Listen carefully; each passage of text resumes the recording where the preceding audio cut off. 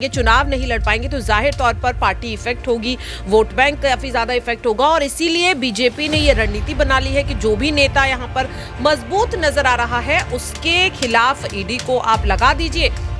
फैसला कोई आएगा नहीं, मामला चलता रहेगा, सुनवाई होती रहेगी और जो नेता है वो जेल में रहेगा। और इसके कि यहाँ पर कहा जा रहा है कि जो ईडी है वो चुनाव से पहले बहुत ही ज्यादा एक्टिव यहाँ पर देखी जा रही है। देखिए यहाँ पर कल ये कांग्रेस पार्टी ने भी ये मुद्दा उठाया है कि चुनाव होने से पहले ईडी यहाँ जमीन पर उतर जाती है और चुनाव से पहले का समय अगर देखा जाए तो ईडी यहाँ पर कहीं नजर नहीं आती है। ये इस लिस्ट दिखाते हुए उन्होंने एक एक कर हर राज्य से जितने भी बड़े चेहरे हैं जिन्हें स्टार प्रचारक के तौर पर उन पार्टी में देखा जाता है उनके नाम वो गिनवाते हुए नजर आए कि किस किस प्रकरण में लोकसभा चुनाव तक तमाम बड़े नेताओं की गिरफ्तारी यहाँ पर होती हुई नजर आएगी। क्योंकि यहाँ पर अगर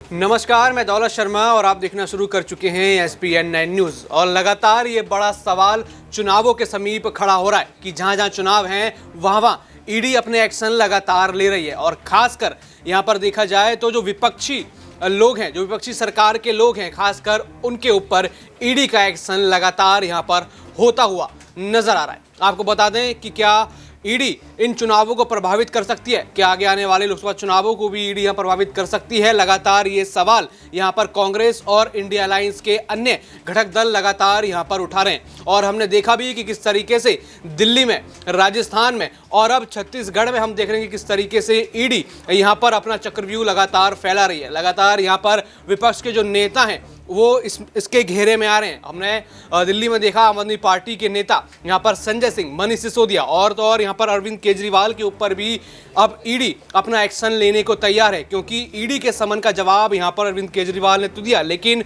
उस समन पर उनको वहाँ पेश होना था, वो पेश नहीं हुए। तो इसके बाद देखा जा सकता है कि उनकी मुश्किलें अब और भी ज़्यादा बढ़ सकती हैं। और राजस्थान में हमने देखा कि अशोक गहलोत के बेटे और उनके कई मंत्रियों पर यहाँ पर ईडी का शिकंजा चला। और यहाँ पर हमने देखा कि ईडी चुनाव से पहले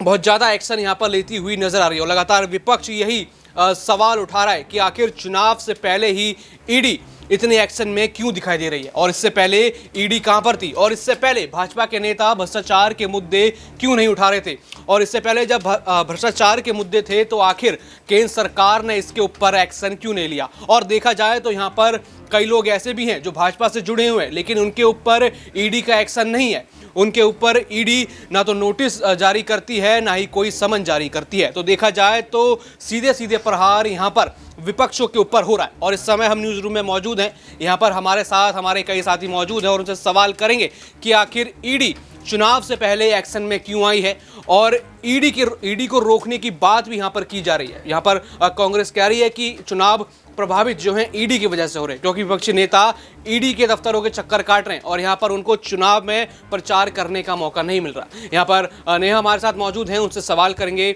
मैम, यहाँ लगातार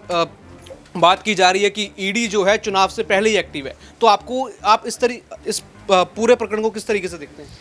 देखिए यहाँ पर जो जैसे कि आपने अभी बताया कि यहाँ पर कहा जा रहा है कि जो ईडी है वो चुनाव से पहले बहुत ही ज़्यादा एक्टिव यहाँ पर देखी जा रही है। देखिए यहाँ पर कल ये कांग्रेस पार्टी ने भी ये मुद्दा उठाया है कि चुनाव होने से पहले ईडी यहाँ ज़मीन पर उतर जाती है और चुनाव से पहले का समय अगर देखा जाए तो ईडी यहाँ पर कहीं नज़र नहीं आती है। ये इसलिए ऐसा कहा जा रहा है कि राजस्थान में गहलोत के बेटे के ऊपर समन भेजे गए हैं और साथ ही साथ यहाँ पर गोविंद सिंह डोटासरा के यहाँ भी समन भेजे गए थे। और उसके बाद छत्तीसगढ़ में सीएम जो है भूपेश बघेल, उनके यहाँ भी ईडी के समन जारी हुए थे कुछ करोड़ों रुपए के घोटाले में। तो यहाँ पर इसलिए बार बार जो ईडी के समन भेजे जा रहे हैं, कभी अरविंद केजरीवाल के पास भेजे जाते हैं, कभी संजय सिंह की जो 4 अक्टूबर को गिरफ्तारी हुई थी, आज उन्हें 1 महीने से ज़्यादा हो चुका है। यहाँ पर उससे पहले मनीष सिसोदिया, सत्येंद्र जैन, तमाम आम आदमी पार्टी के नेता जेल में इस वक्त हैं। और अब अगला नंबर ये भी कहा जा रहा है कि अरविंद केजरीवाल का हो सकता है। मतलब यूँ मान लीजिए कि चारों तरफ इस वक्त ईडी की ही खबरें सामने आ रही हैं। ईडी और ईडी ही सुनाई दे रहा है। देखिए यहाँ पर जब राजस्थान में गहलोत के बेटे पर समन भेजा गया था यहाँ पर, तो सीएम जो है अशोक गहलोत, उनका एक बयान सामने आया था। उन्होंने कहा था कि देश में कुत्तों से ज़्यादा ईडी घूम रही है। कहीं ना कहीं उनकी ये बात अब सच होती नजर आ रही है, क्योंकि देखिए आपकी ऐसा कोई राज्य नहीं बचा है यहाँ पर अभी तक जिन राज्यों में चुनाव है वहाँ अगर ईडी ना पहुंची हो, तो बिल्कुल यहाँ पर ये कहा जा सकता है कि हर चुनाव होने से पहले हर राज्य में ईडी पहुंच जाती है पहले ही। एक और यहाँ पर अशोक गहलोत ने बयान दिया था कि पहले ऐसा होता था कि देश के प्रधानमंत्री मोदी पहुंचते थे चुनाव में, लेकिन अब जो पीएम मोदी हैं वो बाद में पहुंच रहे हैं और ईडी पहले पहुंच रही है। तो देखिए कहीं ना कहीं ये सोच समझकर जो बयान दिए जा रहे हैं वो अब सच होते नजर आ रहे हैं, और कहीं ना कहीं इसमें केंद्र सरकार जो है अपने ऊपर ही हमला करवाती नजर आ रही है। जी, यहाँ पर देखा जाए तो ईडी और चुनाव, इसका मेल काफ़ी ज़्यादा आज की भारत की जो राजनीति है और वहाँ पर देखा जा रहा है, और लगातार विपक्ष इसके ऊपर सवाल उठा रही है। और हम यहाँ पर दूसरा सवाल अपना करेंगे, हमारे न्यूज़ रूम में हमारे साथी प्रज्ञा मौजूद हैं, उनसे बात करेंगे कि मैम, लगातार यहाँ पर देखा जा रहा है कि ईडी सतर्क हो गई है, और अब हमने राजस्थान में देखा, हमने दिल्ली में देखा, तो क्या अब छत्तीसगढ़ और उसके बाद क्या और भी अन्य राज्य आ सकते हैं जहाँ पर चुनाव होंगे, वहाँ ईडी हमको घूमती हुई दिखाई दे? जी बिल्कुल, देखिए यहाँ पर अगर मैं बात करूँ तो देखिए आम आदमी पार्टी से राज्यसभा सांसद राघव चड्ढा, उन्होंने प्रेस कॉन्फ्रेंस में एक पूरी लिस्ट दिखाई है, और लिस्ट दिखाते हुए उन्होंने एक एक कर हर राज्य से जितने भी बड़े चेहरे हैं जिन्हें स्टार प्रचारक के तौर पर उन पार्टी में देखा जाता है, उनके नाम वो गिनवाते हुए नजर आए कि किस किस प्रकरण में लोकसभा चुनाव तक तमाम बड़े नेताओं की गिरफ्तारी यहाँ पर होती हुई नजर आएगी। क्योंकि यहाँ पर अगर बात करें तो साफ तौर पर आपको समझ में आएगा दौलत, यहाँ पर उन्होंने अरविंद केजरीवाल का नाम लिया, पंजाब से भगवंत मान का नाम वो लेते हुए नजर आए,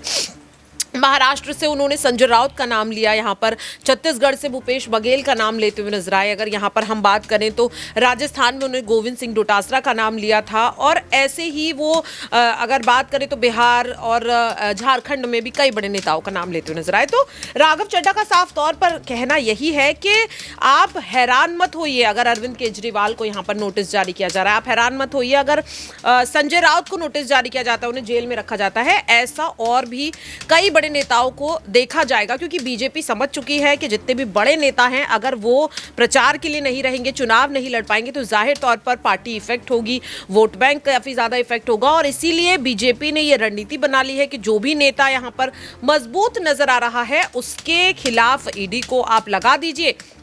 फैसला कोई आएगा नहीं, मामला चलता रहेगा, सुनवाई होती रहेगी, और जो नेता है वो जेल में रहेगा, और इसके चलते बीजेपी की जीत यहाँ पर हो जाएगी। जी, आपने कहा कि यहाँ पर बीजेपी जीत जाए इसलिए ईडी यहाँ पर जो है सक्रिय है, लेकिन यहाँ पर देखा जा रहा है कि अब अरविंद केजरीवाल जो मुख्यमंत्री दिल्ली के, उनके ऊपर अब और बड़ा एक्शन लिया सकता है, क्योंकि उन्होंने ईडी के समन का जवाब दे दिया, लेकिन वो हाजिर उनको होना था, वो हाजिर नहीं हुए। तो आगे आप क्या देखते हैं, अगर उनके ऊपर बड़ा एक्शन होता है तो कितना प्रभावित वो चुनावों को करेगा? देखिए बिल्कुल, यहाँ पर अगर बात करें अरविंद केजरीवाल का, आपने जैसा कि जिक्र किया कि अगर उन पर बड़ा एक्शन होता है, बिल्कुल नुकसान यहाँ पर होगा, क्योंकि मुख्यमंत्री हैं वो, और सबसे बड़ी बात कि आम आदमी पार्टी में सबसे बड़े चेहरे के तौर पर उन्हें देखा जाता है, तो उनकी गिरफ्तारी नाम मात्र से ही किस तरह से पूरी की पूरी आम आदमी पार्टी जो है वो बौखला गई थी। सभी मंत्री लगातार प्रेस कॉन्फ्रेंस करते हुए नजर आ रहे थे, तो आप इसी से अंदाजा लगा सकते हैं कि अरविंद केजरीवाल को अगर हिरासत में ले लिया जाता है तो कितना बड़ा खतरा चुनाव से पहले होगा। बिल्कुल ऐसा हाल होगा जैसा जब राहुल गांधी की संसद सदस्यता रद्द हो गई थी, तो कांग्रेस पार्टी कहीं ना कहीं बिल्कुल दिशाहीन नजर आ रही थी, कुछ नहीं पता था कैसे चुनाव लड़ना है, क्या करना है, किसे आगे करना है, तमाम चीजें हैं।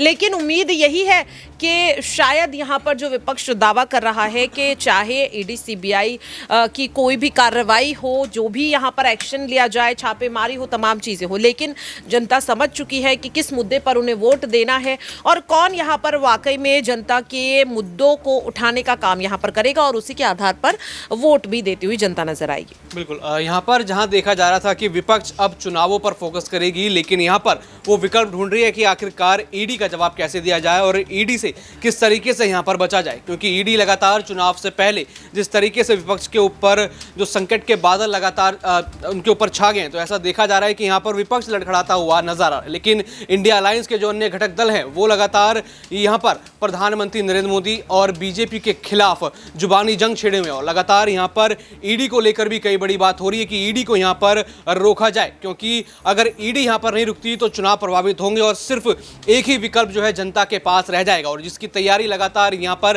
केंद्र सरकार द्वारा की जा रही है और ये बड़े आरोप केंद्र सरकार पर लग रहे हैं। और देखा जाए तो चुनाव से पहले ईडी लगातार यहाँ पर एक्टिव हो गई है और अब देखना होगा कि अब और किसका नाम इस ईडी की लिस्ट में होगा चुनाव से पहले, और कौन से बड़े नेता या राज्य के सीएम ईडी की लिस्ट में आएंगे। बाकी और भी ऐसी खबरें जानने के लिए देखते रहिए SPN9 न्यूज़। धन्यवाद।